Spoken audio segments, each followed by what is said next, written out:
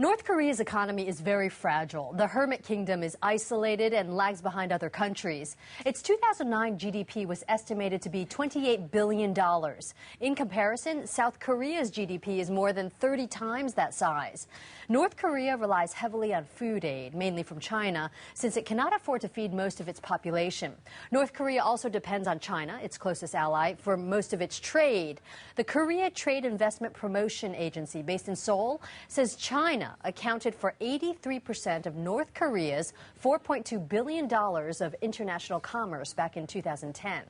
While North Korea isolates itself, the regime has partnered with South Korea in an industrial complex called Kaesong, which is on North Korean territory just north of the DMZ. This complex combines South Korean investment and technology with cheap North Korean labor.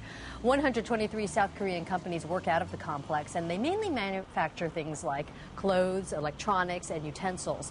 707 South Koreans work at the Kaesong complex, and they did leave work early on Monday after the news came out.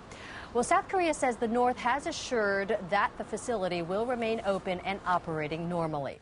As for everyday life in North Korea, we spoke with the director of Daily NK, which is a website based in Seoul that covers North Korea. He said the monthly wage of a family in North Korea is between $3 to $20 per month. And there's something called the informal market, where mostly women sell products like appliances, clothes, electronics from China, South Korea, and Japan. And these women bring in most of the money to a household because 80% of workers in government-run factories or facilities actually don't get paid. And there are also several Westerners doing business in North Korea, mostly Europeans and Chinese. The reason they go? Labor is cheap. It's cheaper than labor in China. Now, last year, I spoke with a German tech entrepreneur who set up an IT outsourcing business in Pyongyang about 3 years ago.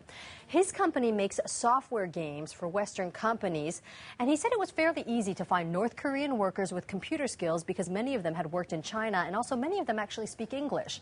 According to this German business owner, there are about 100 foreigners in Pyongyang doing business, including a British company that makes DVD players and also a French cement company. So it's an interesting snapshot inside North Korea's economy. Pauline Chu, CNN, Hong Kong.